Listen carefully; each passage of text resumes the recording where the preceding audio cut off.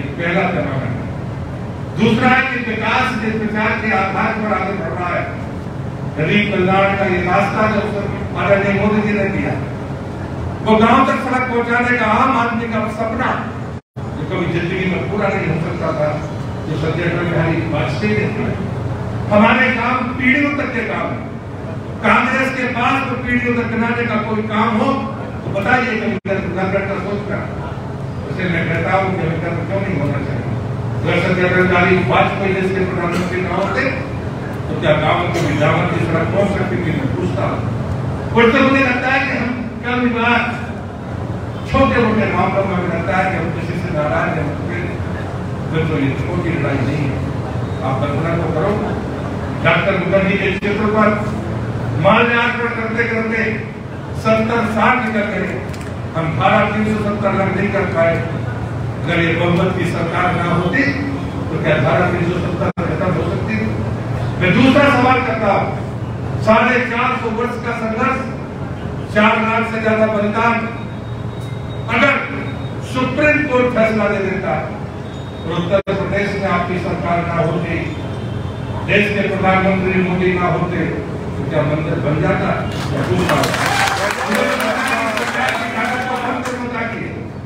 जब हम जबरदस्ती की सरकार करके तो हम भेदभाव नहीं करते कि मैं अपनी सरकार को ज्यादा पैसा दे दूंगा, दूसरे का पैसा छीन लूंगा। ये काम कभी हमारी सरकार ने नहीं किया। मैं जल शक्ति मंत्री हूँ, हम जबरदस्ती का नारा ऐसे नहीं लेते। हमारी नीयत और हमारी नीतियों के साथ चलने वाले लोग चाहिए। लेकिन नुकसान कैसे होते हैं इसका मैं प्रमाण देता हूँ। मैं जल जीवन मिशन का मंत्री हूँ। हमने 500 करोड़ से ज्यादा मध्य प्रदेश सरकार को दिए थे 15 अगस्त 2019 को। उसकी सरकार की याद कर लो, उस समय इस मध्य प्रदेश में कुल 13-13.5% ग्रामीण परिवारों के पास पानी था। 15 अगस्त 2021 तक कुल 2.5% वृद्धि हुई है, कुल 2.5%। यहाँ पर कमलनाथ की सरकार थी, कांग्रेस की सरकार, वो सोचती थी कि मोदी का नाम हो जाएगा। अरे मोदी के नाम के डर से तुमने आम आदमी को घर तक पानी पहुंचाने का काम बंद कर दिया। क्या यह अन्याय नहीं है? और वही जैसे ही शिवराज जी मुख्यमंत्री बने तो आज बचे हुए झारखंड में 58% से ज्यादा परिवारों को पानी पहुंच गया। इसलिए तो सवाल हमारी नियत था, हमारी नियत में कभी खोल देगा। जब आपने आंकड़ा दिया पिछली बार मुझे 17,000 करोड़ मेरे पास थे एक ही योजना में, जल जीवन मिशन। प्रधानमंत्री हर तिमाही में मंत्रिपरिषद की बैठक में आंकड़ा देखते कितना खर्च किया। वो कहते पहले 6 महीने में 70% पैसा खर्च हो जाना चाहिए और हमारा पैसा खर्च हुआ था 70,000 में कुछ 23,000 करोड़ के आसपास। 23,000 नहीं, 22,000 कुछ। आंकड़ा कैसे इनका पैसा पड़ा हुआ है तो राशन कार्ड लेने के लिए तैयार नहीं है, जब उनके पास मैचिंग ग्रांट का पैसा नहीं है वो लेना नहीं चाहते। उन्हें साथ कहा यदि कोई सरकार 500 करोड़ खर्च कर ले एक वर्ष में तो उससे कह दो कि वो 1,500 करोड़ निकाल सकती है। अब बताइए कोई अपने आरोप लगाएगा? एक बार अटक ही थे जब पहली बार प्रधानमंत्री सड़क योजना बनी तब मैं उससे मंत्री मध्य प्रदेश में हमारी सरकार हमसे ज्यादा पैसा तमिलनाडु को मिला था। उस समय 2000 की आबादी के काम करने मैं मूल लगातार करने का मैंने कहा कि साहब हमारी सरकार ने पक्का सर बनाया, जहां हमारे एमएलए नहीं है, एमपी नहीं है, वहां ज्यादा पैसा लग रहा है। अटल जी का जवाब सुनकर आपको गर्व होगा। सैकड़ों बार आगे बैठे चुका हूं, उन्होंने कहा मैं नेता भारतीय जनता पार्टी का हूँ लेकिन प्रधानमंत्री देश का हूँ। 2000 की आबादी के गाँव वहां जाते हैं तो वहां पैसा मिल रहा है। जैसे 1000 की आबादी की संख्या आएगी तो उनको ज्यादा पैसा मिलेगा। गाँव तो सभी लोग हैं, हमने कभी भेदभाव नहीं किया। मतलब अभी भी लड़ाई जारी है। बात अधिकृत कश्मीर अभी हमारे पास नहीं है। चीन का कब्जा होगा, साइड चीन हमारे पास नहीं है। यही सच्चाई नहीं है। लड़ाइयाँ सफल कैसे हो जाएंगी? तो मैं आपकी बात कहता हूँ जो कि सरकारी करता है। मित्रों, गुलामी के बारे में मैं गंभीरता से सोचना, हम आर्थिक रूप से गुलाम नहीं थे जिनने हजारों साल हमारी मंदिरों को मूर्तियों को तोड़ा, वो हमारे संकल्प को नहीं तोड़ पाए, हमारी भावनाओं को खंडित किया, हमारी मूर्ति को खंडित किया, लेकिन हमारे संकल्प को नहीं तोड़ पाए। फिर अंग्रेज आ गए, अंग्रेजों ने आकर यहाँ पर लॉर्ड में काले पूरे 2 साल हिंदुस्तान में घूमा और लॉर्ड ने जब 1838 में ब्रिटिश पार्लियामेंट में उसका भाषण है, उसने कहा कि मैंने हिंदुस्तान के चप्पे चप्पे को देखा, लेकिन मुझे एक भी भिखारी नहीं मिला। इस देश को अगर गुलाम रखना है तो इनकी सांस्कृतिक जड़ों को खत्म करे बगैर इस समाज को लंबे समय तक गुलाम बनाकर नहीं रखा।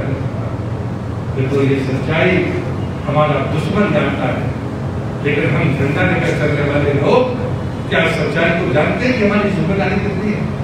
आज पूरी दुनिया भारतीय सनातन परंपरा का अनुगमन करने के लिए तत्पर है, हमारी विरासत पर गर्व कर रही है। G20 का वसुधैव कुटुंबकम का नारा सनातन का एक सबसे बड़ा पैमाना है और उसका परिणाम है कि दुनिया हमारी तरफ शांति की नजर से देख रही है। तो दुनिया में शांति दे सकता है तो उससे भारत दे सकता है, जरूरतमंद की मदद कर सकता है बिना डरे तो भारत हो सकता है। मित्रों, हमने कभी ना अमेरिका की परवाह की, दोस्त रूस है हमारा, लेकिन युद्ध का डर था तो हमने कहा कि युद्ध एक समय पर नहीं है। हमने दुनिया को दवाइयां दी कि उस वस्तु को कम कराना है। इसलिए ये चुनाव सिर्फ एक विधायक का चुनाव नहीं है, ये सिर्फ सरकार बनाने का चुनाव नहीं है। जैसे कैलाश ने कहा 2024 तो हम जीतेंगे, वो तो साफ पटल पर लिखा है, आप किसी से भी पूछोगे, लेकिन मैं आपका उत्साह और उमंग चाहिए, बिना उसके लड़ाइयां लड़ी नहीं जाती। हम संतुष्ट हो जाएंगे तो फिर आगे वाली पीढ़ी को क्या संदेश देंगे। मार्गदर्शन के लिए जरूरी है कि हम पिछले कष्टों को भी देखें। अब मैं नौजवान से कहता हूँ तो मैं कोई हिस्सा बस नहीं कर रहा हूँ, आप भाग्यशाली हो कि आपने सरकारी देखी, आपने सुखी ही देखा।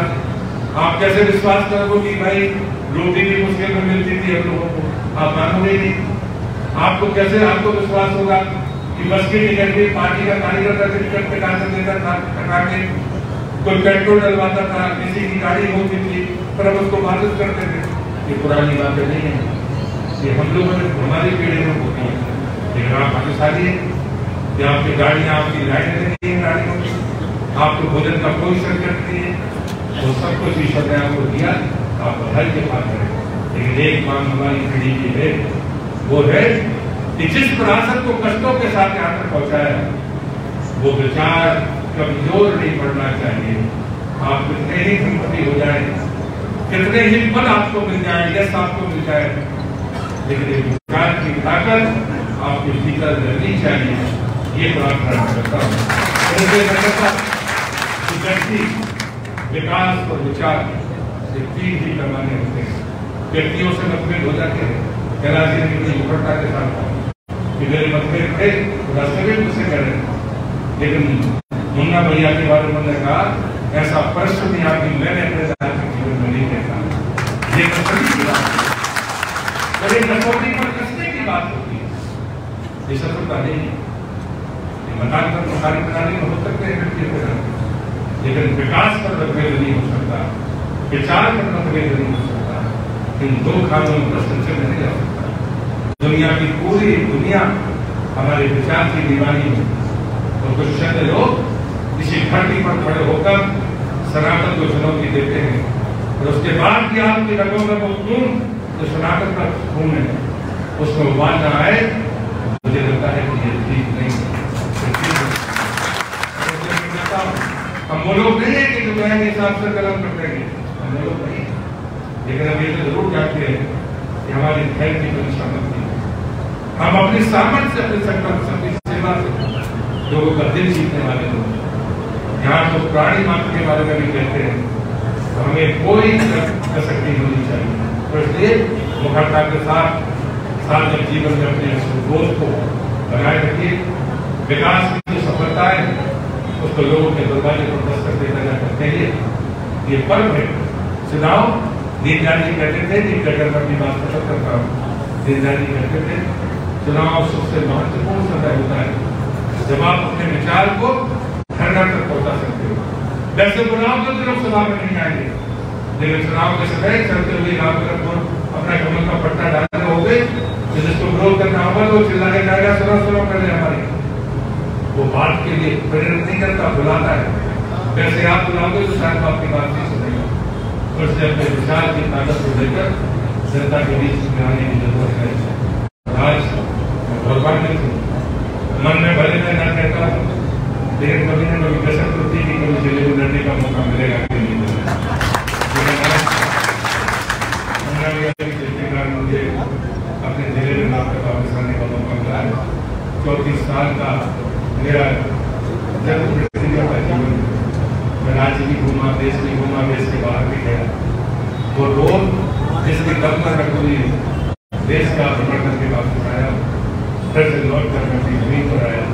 मैं उन तमाम लोगों का, हमारे वरिष्ठ का, हमारे जिलाध्यक्ष जी का, जिन्होंने मुझे इस नरसिंहपुर जिले की मिट्टी से तरफ किया, नर्मदा जल के साथ, मुझे लगता है कि ये हमारे लिए सबसे बड़ा तोहफा है।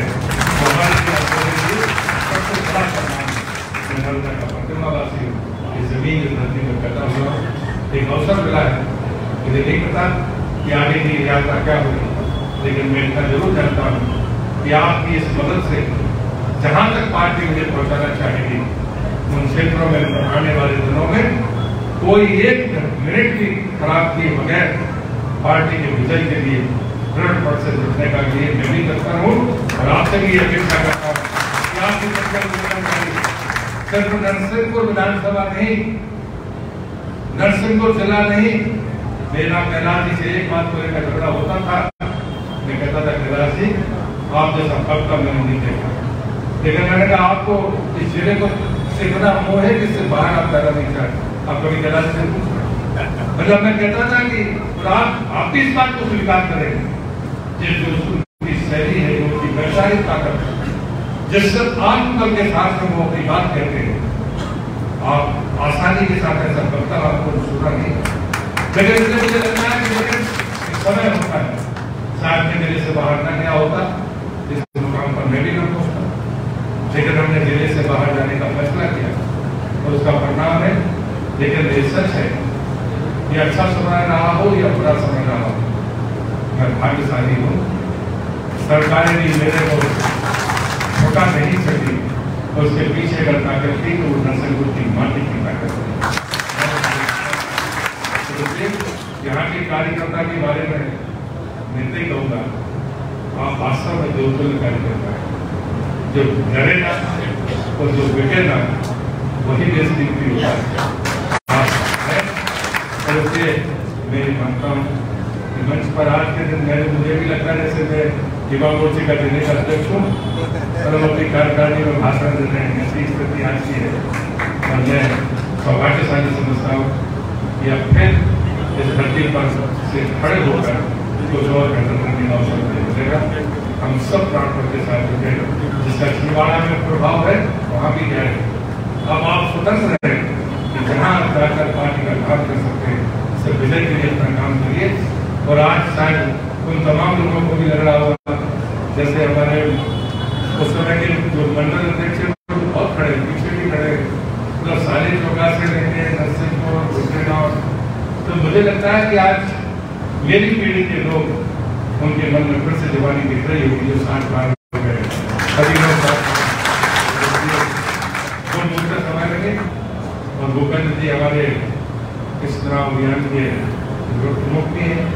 तो मैं अपने सभी मित्रों से कहता हूँ, अगर कोई नाराजगी किसी से हो तो मैं हाथ जोड़कर आपसे कहूँगा, उससे बहुत होइए और आगे की तरफ करिए। एक अखंड विजय, एक ऐतिहासिक विजय का अपना इतिहास रचिए। बहुत बहुत धन्यवाद। दो सूचना दो तीन सूचना है, उनको आप ध्यानपूर्वक सुन लीजिए, उसके बाद फिर हम